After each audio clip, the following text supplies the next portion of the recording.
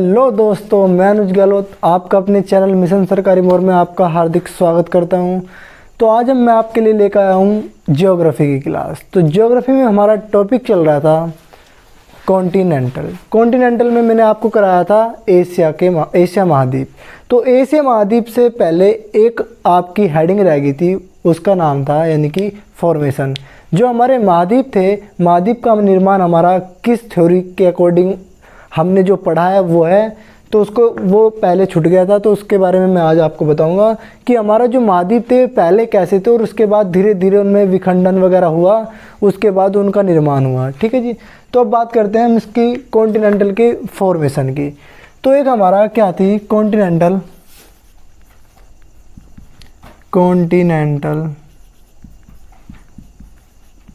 Drift theory.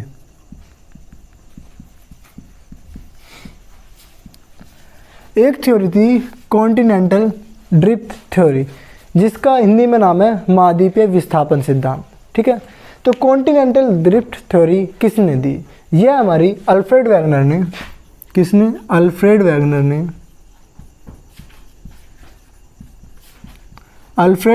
ने 1912 ईस्वी में यह theory the.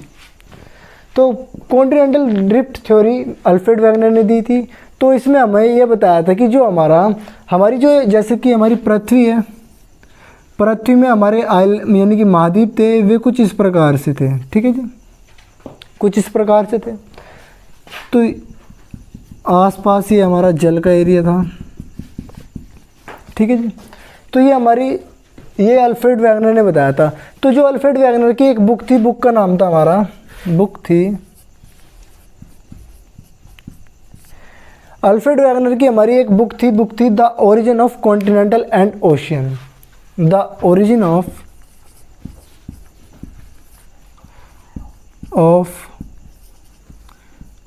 Continental and ocean. ठीक है जी। इसका मतलब है महाद्वीप है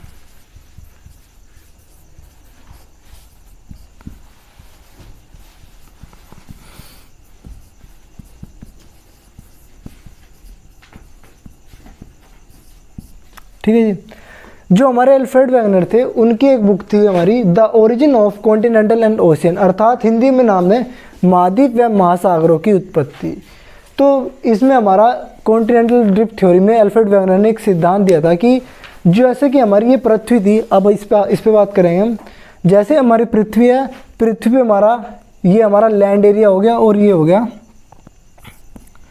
वाटर एरिया। ठीक है जी। तो जो हमारा लैंड एरिया था, तो लैंड एरिया को बोलते थे हम पैंजिया। क्या बोलते थे? पैंजिया। और जो हमारा वाटर एरिया था, वाटर एरिया को बोलते हैं पैंथालासा। ठीक है जी। तो इसको हिंदी में लिख देते हैं पैंजिया, और ये था हमारा पैंथालासा। पैंजिया और पैंथालासा। तो अल्फ्रेड वैगनर ने बताया था जैसे हमारी ये पृथ्वी है, पृथ्वी पे जो ये वाला पार्ट हमारा वाटर एरिया है, और इसमें कुछ हमारा जो कॉन्टिनेंटल है ये हमारे आपस में जुड़े हुए हैं। तो इस वाले जो हमारा लैंड एरिया है उसको बोलते हैं पैंजिया, और पैंथालासा बोलते हैं वाटर एरिया को। तो इसको मैं यहाँ पे लिखता हूँ पैंजिया। पैंजिया जो है ये हमारा लैंड एरिया है, और जो हमारा पैंथालासा है यह हमारा वाटर एरिया है। ठीक है जी। तो ये सबसे पहले हमारे अल्फ्रेड वैगनर ने बताया। फिर अल्फ्रेड वैगनर ने हमारी कुछ सिद्धांत दिए। सिद्धांत पे हमारे 3 नियम थे। तो किन नियमों की सहायता से ये ब्रेक हुए? जो हमारा कॉन्टिनेंटल ये हमारा आपस में जुड़े हुए हैं, तो ये धीरे धीरे ब्रेक कैसे हुए, उन्होंने हमें 3 नियम दिए। तो ये नियम मैं आपको बता रहा हूँ कि कौन कौन से नियम थे।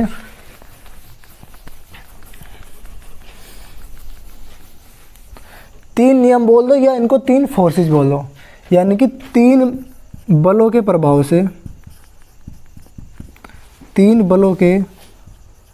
से ये जो लैंड एरिया था, ये वाला जो लैंड एरिया है ये आपस में ब्रेक होता चला गया है। ठीक है जी। तो 3 यानी कि 3 बल कौन कौन से थे? ये हमारा नंबर 1 ज्वारीय बल। नंबर 1 क्या था हमारा? ज्वारीय बल। नंबर 2 गुरुत्वाकर्षण बल।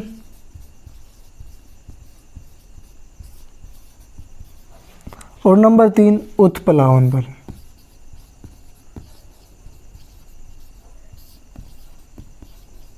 उत्प्लावन बल। तो ये हमारे अल्फ्रेड वैगनर ने 3 बल बताए कि इन बलों की सहायता से जो हमारा ये लैंड एरिया था, तो लैंड एरिया धीरे धीरे धीरे यानी कि ब्रेक होता चला गया। तो बात करते हैं हम ज्वारीय बल। तो ज्वारीय बल हमारा क्या होता है और किन किन की सहायता से उत्पन्न होता है? तो जो हमारा ज्वारीय बल होता है, आपने पहले भी पढ़ा होगा, जो हमारा सन और मून है, सन और मून की यह गुरुत्वाकर्षण शक्ति के कारण उत्पन्न होता है। सन और मून की यानी कि सूर्य और चंद्रमा की गुरुत्वाकर्षण शक्ति के कारण हमारा ज्वार उत्पन्न होता है, तो उसको बोल देते हैं हम ज्वारीय बल। तो जो हमारा ज्वारीय बल होगा, ज्वारीय बल हमारा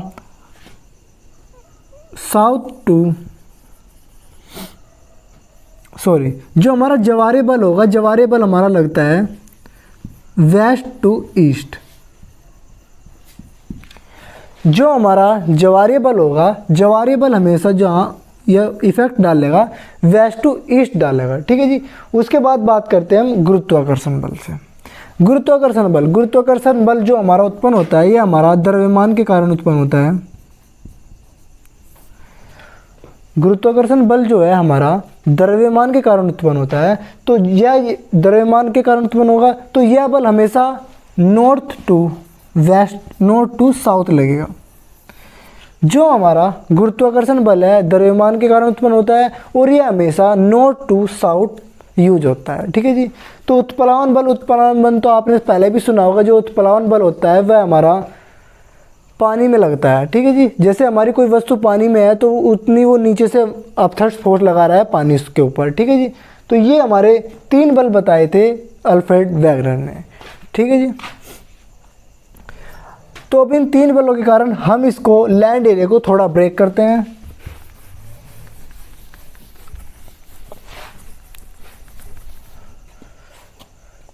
तो देखते हैं, ये हमारी पृथ्वी होगी। तो ये जो लैंड एरिया है, लैंड एरिया हमारा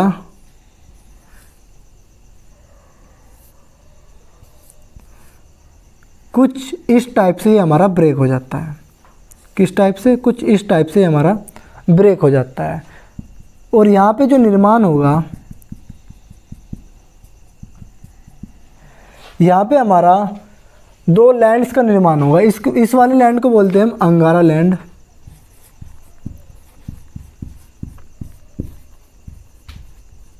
और इस वाले लैंड को बोलेंगे हम गोंडवाना लैंड, गोंडवाना लैंड, ठीक है जी।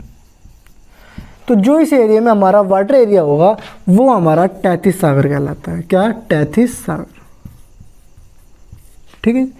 तो अल्फ्रेड वैगनर ने बताया जो हमारा ये जॉइंट कॉन्टिनेंटल था, जॉइंट कॉन्टिनेंटल हमारा 2 लैंड्स में टूटा, आयरलैंड और गोंडवाना लैंड, ठीक है जी। तो बात करते हैं कि जो हमारे अंगारा लैंड और गोंडवाना लैंड में कौन कौन से महाद्वीप हमारे अंगारा लैंड में आते हैं और कौन कौन से महाद्वीप हमारे गोंडवाना लैंड में आते हैं। तो यह क्वेश्चन अक्सर एग्जाम में पूछ लिया जाता है कि अंगारा लैंड में आने वाले महाद्वीपों के नाम बताइए और गोंडवाना लैंड में आने वाले महाद्वीपों के नाम बताइए, ठीक है जी। तो बात करते हैं हम अंगारा लैंड की। तो अंगारा लैंड में हमारे जो महाद्वीप आते हैं उनके नाम। तो अंगारा लैंड आपको दिख रहा होगा, ये हमारा थोड़ा नॉर्थ में पड़ रहा है। तो नॉर्थ में हमारे कौन कौन से कॉन्टिनेंटल है? Number 1 Asia, number 2 north America, Asia, north America और यूरोप, ठीक है जी। तो ये हमारे अंगारा लैंड में स्थित है। अब बात करते हैं गोंडवाना लैंड की। तो गोंडवाना लैंड में हमारे कौन कौन से महाद्वीप स्थित हैं? तो आपको ये थोड़ा सा अंदाज़ा लग रहा होगा कि हमारा गोंडवाना लैंड जो है ये हमारा दक्षिण में स्थित है। तो दक्षिण में जब ये स्थित है तो दक्षिण में हमारे कौन कौन से कॉन्टिनेंटल है? तो आइए बात करते हैं दक्षिण में। तो दक्षिण में हमारा अफ्रीका है, दक्षिण में अफ्रीका है। अफ्रीका के बाद इधर हमारा आ जाओ साउथ अमेरिका, साउथ अमेरिका बाद अंटार्कटिका, अंटार्कटिका के बाद आता है हमारा ऑस्ट्रेलिया। ठीक है, क्या आता है? ऑस्ट्रेलिया। तो ये हमारे अल्फ्रेड वैगनर ने कुछ हमारे फोर्स दिए, उन फोर्स की वजह से हमारा ये जो कॉन्टिनेंटल जॉइंट वाला एरिया था, यह जॉइंट वाला एरिया हमारा थोड़ा ब्रेक हुआ। ब्रेक होने के बाद ये हमारा 2 लैंड में कन्वर्ट हुआ। उसके बाद अंगारा लैंड और गोंडवाना लैंड। तो कुछ हमारे जो हमारे यानी कि कॉन्टिनेंटल थे वे हमारे अंगारा लैंड में आए और कुछ हमारे गोंडवाना लैंड में आए। तो ये हमारा बहुत ही महत्वपूर्ण क्वेश्चन बनता है कि अंगारा लैंड में स्थित महाद्वीपों के नाम और गोंडवाना लैंड में स्थित महाद्वीपों के नाम। ठीक है जी, तो ये था हमारा, आप इसको नोट कीजिए। अब बात करते हैं कि जो हमारे कॉन्टिनेंटल है ये इनके एरिया वाइज लगाते हैं इनको और पॉपुलेशन वाइज लगाते हैं। ठीक है जी, एरिया वाइज और पॉपुलेशन वाइज।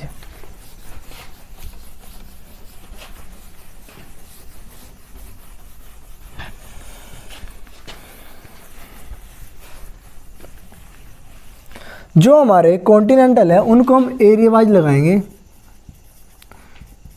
ठीक है जी, तो सबसे बड़ा एरिया किस कॉन्टिनेंटल का है? तो सबसे बड़ा एरिया हमारा एशिया का है। एशिया के बाद हमारा अफ्रीका आएगा। पहले नंबर पे एशिया, दूसरे नंबर पे अफ्रीका और तीसरे नंबर पे हमारा जो आएगा वो आएगा नॉर्थ अमेरिका। क्या आएगा? North America. नॉर्थ अमेरिका के बाद आएगा हमारा क्या आएगा? South America.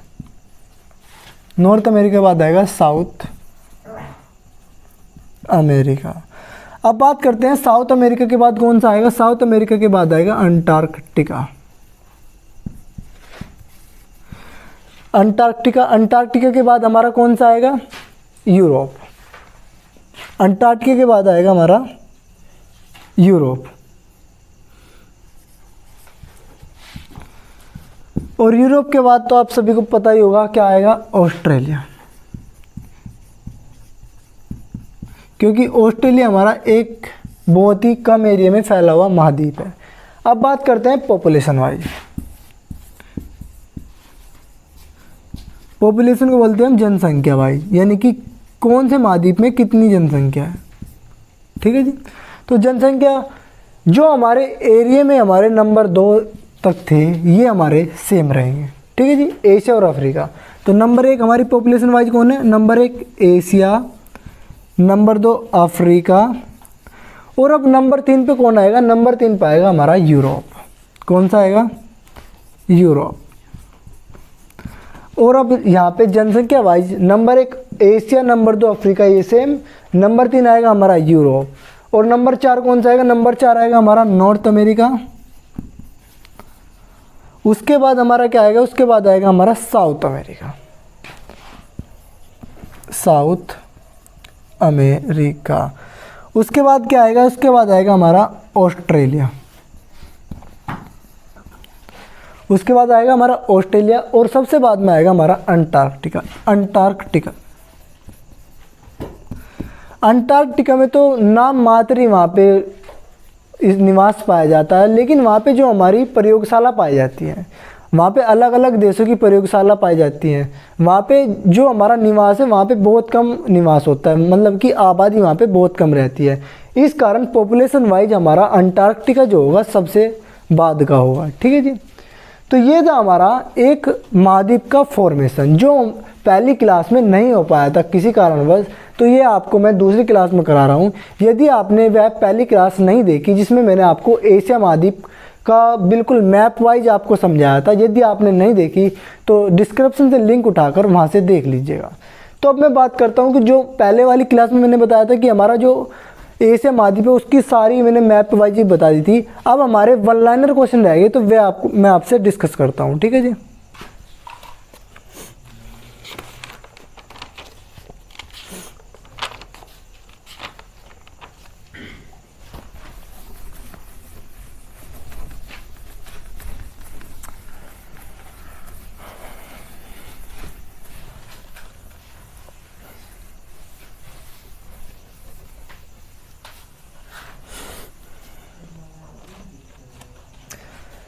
तो अब हम बात करेंगे एशिया महाद्वीप की। तो एशिया महाद्वीप में हमारा जो वन लाइनर क्वेश्चन है उनकी बात करेंगे हम एशिया में।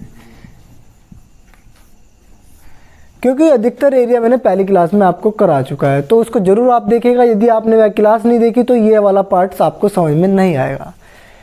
तो एशिया से शुरू करने से पहले ही वो आपको बता दूं मैं, जो हमारी कॉन्टिनेंटल ड्रिफ्ट थ्योरी थी वो धीरे धीरे आकर हमारी कुछ समय तक वह लागू हुई, उसके बाद वह लागू नहीं हो पाई। उसके बाद हमारी आई बिग बैंग थ्योरी। तो वह जो हमारे उसने अल्फ्रेड वैगनर जी ने हमारे 3 नियम बताए थे, यानी कि 3 बल बताए थे, वे कहीं ना कहीं आकर गलत साबित हो गए थे। उसके बाद आई थी हमारी बिग बैंग थ्योरी। तो बिग बैंग थ्योरी के बारे में तो आपको पता ही है। यदि आपको नहीं पता तो उसके लिए मैं आपके लिए क्लास लेकर आऊँगा, ठीक है जी, उसको ज़रूर देखना। तो अब बात करते हैं एशिया महाद्वीप की। तो एशिया महाद्वीप में अधिकतर आप हो चुका था, तो अब बात करेंगे फिलीपींस की। फिलीपींस द्वीप समूह, ठीक है। फिलीपींस द्वीप समूह, तो फिलीपींस द्वीप समूह हमारा एशिया में किस स्थान पर स्थित है? तो फिलीपींस द्वीप समूह जो है हमारा पीले सागर के दक्षिण में स्थित है, ठीक है जी, दक्षिण में स्थित है। तो पीले द्वीप समूह के हमारे 3 द्वीप हैं। कौन कौन से हैं? इसके 3 प्रमुख द्वीप है। कौन कौन से? 3 प्रमुख द्वीप, ठीक है। नंबर 1 क्या है हमारा? नंबर 1 है हमारा लुजोन। नंबर 1 हमारा लुजोन द्वीप, यानी कि फिलीपींस द्वीप समूह हमारा पीले सागर के दक्षिण में स्थित है और उसका प्रमुख द्वीप है हमारे नंबर 1 लुजोन द्वीप, नंबर 2 समर द्वीप और नंबर 3 मिंडोनाओ द्वीप, ठीक है जी। क्या? मिंडानाओ द्वीप, ठीक है जी। तो फिलीपींस की कैपिटल क्या है? फिलीपींस की कैपिटल क्या है? फिलीपींस की जो कैपिटल है वह हमारी मनीला। फिलीपींस की कैपिटल क्या है? मनीला। तो मनीला से ध्यान आया, जो हमारा एशियन डेवलपमेंट बैंक है, एशियन डेवलपमेंट बैंक का जो हमारा हेडक्वार्टर है वो भी हमारा मनीला में ही स्थित है। तो क्वेश्चन से लिंक करके चलिए। तो ये हमारा जो मनीला है, मनीला से एकदम क्वेश्चन क्लिक हुआ कि मनीला क्या है? हमारा एशियन डेवलपमेंट बैंक का हेडक्वार्टर। तो जो हमारा मनीला है, मनीला हमारी फिलीपींस की राजधानी है। जो हमारी मनीला है ये हमारी लुजोन द्वीप पर स्थित है। कहाँ पर है? लुजोन द्वीप पर स्थित है। लुजोन द्वीप हमारा फिलीपींस द्वीप समूह का एक प्रमुख द्वीप है, ठीक है जी। अब बात करेंगे जो हमारा फिलीपींस द्वीप समूह है, इसके पास एक कैरोलिन द्वीप है, कैरोलिन द्वीप, ठीक है जी। और कैरोलिन द्वीप के पास ही हमारा क्या पड़ता है? प्रशांत महासागर,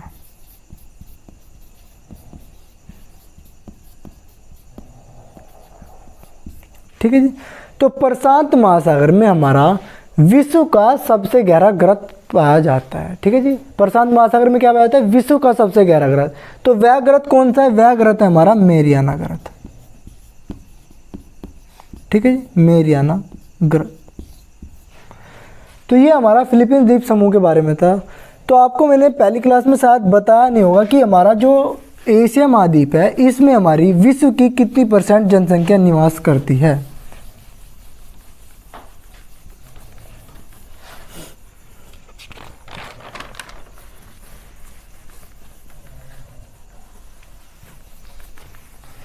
तो जो हमारा एशिया महाद्वीप है, तो विश्व की जनसंख्या का है, विश्व की जनसंख्या का लगभग 60% एशिया में निवास करता है। कितना? लगभग 60%, ठीक है जी। तो ये तो हमारा विश्व की जनसंख्या का लगभग 60% एशिया में स्थित है आबादी। और यहाँ पे देखते हैं कि जो सभी महाद्वीपों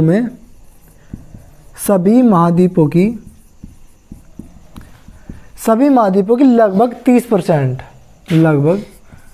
30% जनसंख्या जो है हमारी एशिया महाद्वीप में ही निवास करती है, ठीक है जी।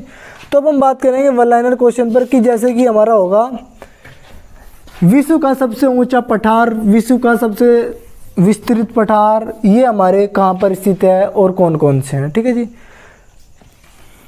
तो अब बात करेंगे विश्व का सबसे ऊंचा या विश्व का सबसे विस्तृत पठार, सबसे विस्तृत पठार, ठीक है जी। तो आप बताइए विश्व का सबसे विस्तृत पठार कौन सा है? विश्व का सबसे विस्तृत पठार हमारा तिब्बत का पठार है। कौन सा है? ये हमारा तिब्बत का पठार है, ठीक है जी। जो तिब्बत का पठार है, तिब्बत का पठार हमारा कहाँ पड़ता है? ये हमारा मध्य एशिया में पड़ता है। कहाँ पड़ता है? मध्य एशिया, ठीक है जी। ये हमारा मध्य एशिया में पड़ता है। अब हम बात करेंगे विश्व के सबसे ऊंचे पठार की। विश्व का सबसे ऊंचा पठार, ठीक है जी। तो विश्व का सबसे ऊंचा पठार क्या कौन सा होगा? विश्व का सबसे ऊंचा पठार हमारा एशिया में स्थित है, उसका नाम है हमारा पामीर का पठार। कौन सा पठार? पामीर का पठार। तो पामीर का पठार जब विश्व का सबसे ऊंचा है तो इसकी हाइट भी आपको जाननी चाहिए। तो इसकी जो हाइट है इसकी 4875 मीटर, ठीक है जी।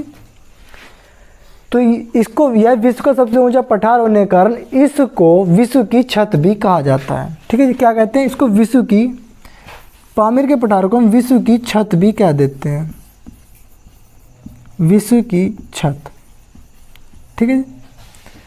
तो ये था हमारा सबसे विस्तृत पठार और सबसे ऊंचा पठार। ये दोनों हमारे एशिया में ही स्थित है। अब हम बात करेंगे कि एशिया का ऐसा कौन सा देश है जिसका जनसंख्या घनत्व सर्वाधिक है। एशिया का वह देश जिसका घनत्व सर्वाधिक है। तो ऐसा यानी कि एशिया का सर्वाधिक घनत्व वाला देश, तो एशिया का सर्वाधिक घनत्व वाला देश है हमारा सिंगापुर। सिंगापुर, ठीक है जी। अब हम बात करेंगे एशिया की सबसे लंबी नदी की। तो एशिया की सबसे लंबी नदी कौन सी है? सबसे लंबी नदी, सबसे लंबी नदी एशिया की सबसे लंबी नदी है हमारी यांगसी। कौन सी? यांगसी। यांगसी नदी एशिया की सबसे लंबी नदी है, ठीक है जी। तो इसको नोट कीजिए। ऐसे हम वन लाइनर क्वेश्चन देखते हैं एशिया के बारे में कि एशिया में हमारा क्या क्या स्थित है और विश्व में उनका कौन कौन सा स्थान है, ठीक है जी।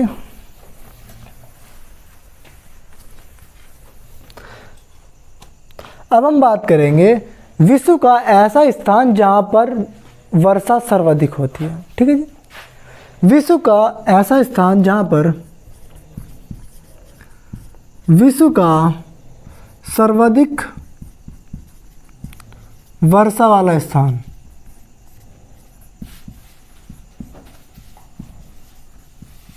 ठीक है जी। विश्व का सर्वाधिक वर्षा वाला स्थान है हमारा मासिनराम, मेघालय में, ठीक है जी। ये विश्व का सर्वाधिक वर्षा वाला स्थान है। तो मासिनराम मेघालय। ऐसे ही हमारा एक, यदि आपको यूपी का पूछूं कि यूपी का सबसे कम वर्षा वाला स्थान कौन सा है? उत्तर प्रदेश का, जहाँ पर सर्वाधिक यानी कि कम, सबसे कम वर्षा होती है, वह स्थान कौन सा है? वह स्थान है हमारा मथुरा। कौन सा? मथुरा, ठीक है जी। तो अब हम बात करेंगे, ये तो हमारा विश्व का सर्वाधिक वर्षा वाला स्थान हो गया। अब हम बात करेंगे कि सबसे लंबा रेलवे स्टेशन, विश्व का सबसे लंबा रेलवे स्टेशन कहाँ स्थित है? विश्व का सबसे लंबा रेलवे प्लेटफॉर्म या स्टेशन, ठीक है जी। तो ये हमारा कहाँ स्थित है? ये हमारा गोरखपुर में स्थित है। कहाँ पर? गोरखपुर में। गोरखपुर में जो इसकी लंबाई कितनी है? इसकी लंबाई है 1.3 किलोमीटर, ठीक है। कितनी? 1.3 किलोमीटर। अब हम बात करेंगे विश्व में सर्वाधिक न्यूज़पेपर पढ़ने वाला देश, विश्व का सर्वाधिक अखबार पढ़ने वाला देश। तो ये जो छोटे छोटे क्वेश्चन है हमारे, ये वनडे एग्जाम में बहुत ज़्यादा पूछे जाते हैं, ठीक है जी। तो इनको याद करना बहुत ही ज़रूरी है। यदि आपको सिलेक्शन लेना है तो याद तो करना ही पड़ेगा। तो अब बात करेंगे विश्व का सर्वाधिक या सबसे ज़्यादा अखबार पढ़ने वाला देश। तो ऐसा देश कौन सा है हमारा? हांगकांग। हांगकांग, ठीक है। अगला क्वेश्चन जो है ये हमारा सभी को पता होगा। अगला क्वेश्चन है हमारा विश्व का सर्वाधिक डाक वाला देश, यानी कि जहाँ पर डाक बहुत ज़्यादा है, ठीक है जी, डाक विभाग। तो ये हमारा देश कौन सा है? सभी को पता होगा, ये हमारा भारत देश है जहाँ पर हमारी डाक व्यवस्था बहुत ज़्यादा है, ठीक है जी। तो अब हम बात करेंगे ऐसे ही कि हमारे गन्ना उत्पादन कहाँ पे होता है धीरे धीरे, ठीक है जी।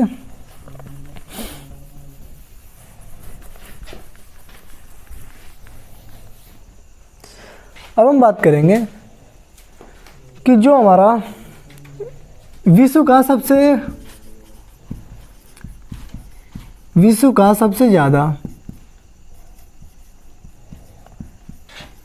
घना बसा द्वीप,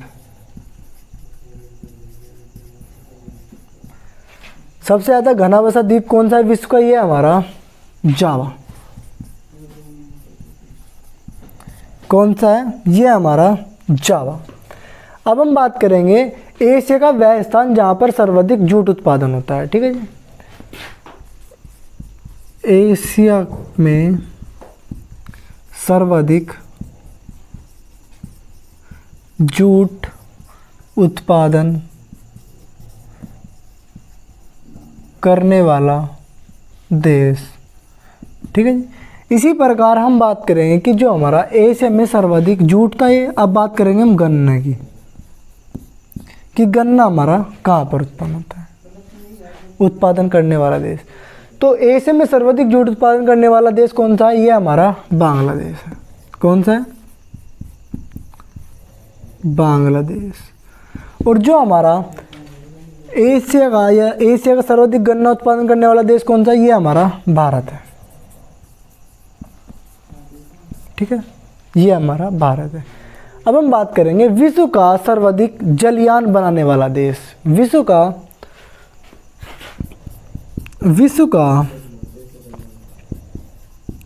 सर्वाधिक जलयान बनाने वाला देश, ठीक है जी। विश्व का सर्वाधिक जलयान बनाने वाला देश, ऐसे हम बात करेंगे विश्व का सर्वाधिक जल विद्युत बनाने वाला देश, जल विद्युत बनाने वाला देश, ठीक है जी। तो ऐसे बात करेंगे, जो आपने देखा होगा हमारा शहतूत का पेड़ होता है, उस पर हमारे रेशम के कीड़े होते हैं। तो वे जो कीड़े होते हैं वे हमारे रेशम का निर्माण करते हैं, अर्थात कच्चे रेशम का निर्माण। तो विश्व में सर्वाधिक कच्चे रेशम का निर्माण कहाँ होता है? कच्चे रेशम का निर्माण करने वाला देश, का निर्माण करने वाला देश। तो बताइए आप ये कौन कौन से देश हैं?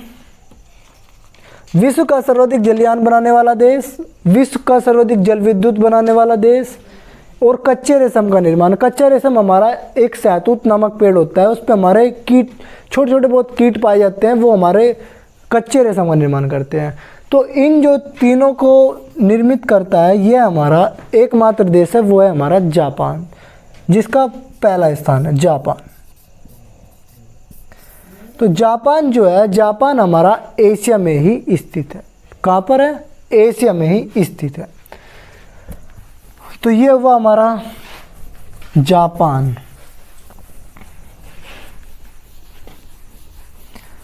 अब हम बात करेंगे एशिया का सबसे बड़ा रेल मार्ग। क्या बात करेंगे? एशिया का सबसे बड़ा रेल मार्ग कहाँ स्थित है, कौन सा है? एशिया का सबसे बड़ा रेल मार्ग, ठीक है जी। तो ये कौन सा है? एशिया का सबसे बड़ा रेल मार्ग हमारा है ट्रांस साइबेरियन। कौन सा? Trans Siberian.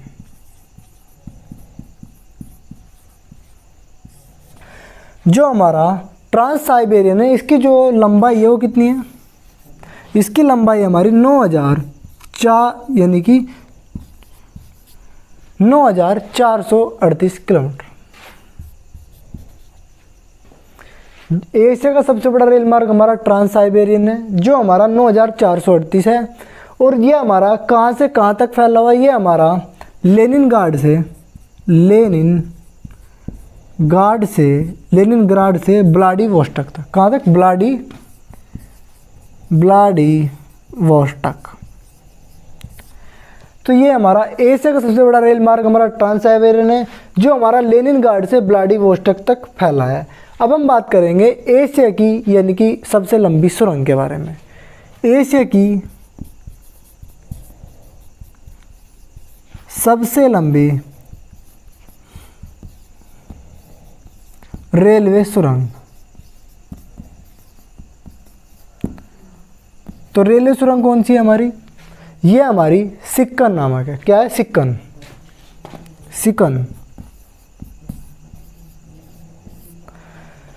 तो जो हमारी एशिया की सबसे लंबी रेलवे सुरंग जो है सिक्कन है। सिक्कन हमारी कहाँ पड़ता है? सिक्कन हमारा जापान में पड़ता है।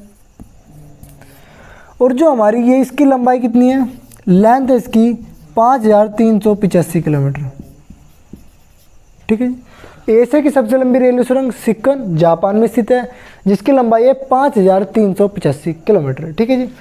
अब आपने यह तो जो सुना ही होगा कि एशिया का सर्वाधिक रबर उत्पादक व निर्यातक देश कौन से हैं? तो सर्वाधिक रबर का नाम सुनते ही आपके मन में क्या क्लिक करना चाहिए? रबर का नाम सुनते ही थाईलैंड आना चाहिए। क्या? थाईलैंड।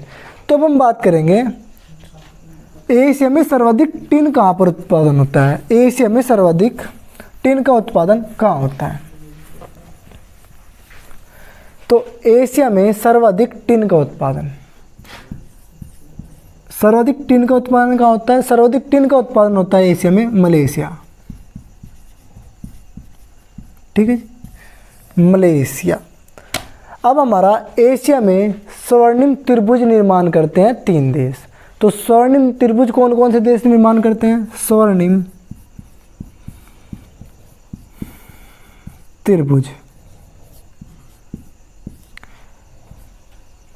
त्रिभुज एशिया में स्वर्णिम त्रिभुज निर्मित कौन कौन से देश हैं, यानी कि कौन कौन से देश मिलकर हमारा स्वर्णिम त्रिभुज निर्माण करता है। त्रिभुज का मतलब है हमारा 3, 1 2 3। तो ये कौन कौन से देश हैं? ये देश है हमारे लाओस, थाईलैंड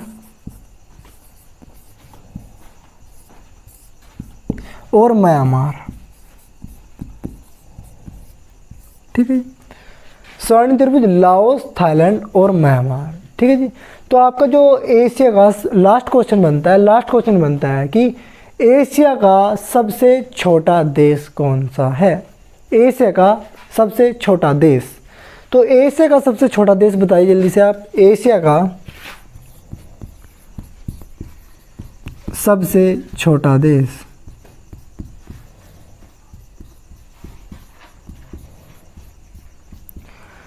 तो आप इसको कमेंट करके बताना। तो इसका आंसर मैं आपको दूंगा अगली क्लास में। ठीक है जी। तो आज की क्लास में इतना ही। यदि आपको यह क्लास पसंद आए तो लाइक, शेयर और कमेंट जरूर करें और चैनल को ज़्यादा से ज़्यादा शेयर करें। वीडियो को ज़्यादा से ज़्यादा शेयर करें और चैनल को सब्सक्राइब करें। और यदि आपने इससे पहली वीडियो ना देखी हो तो वहाँ लिंक से यह वीडियो आपको मिल जाएगी। धन्यवाद।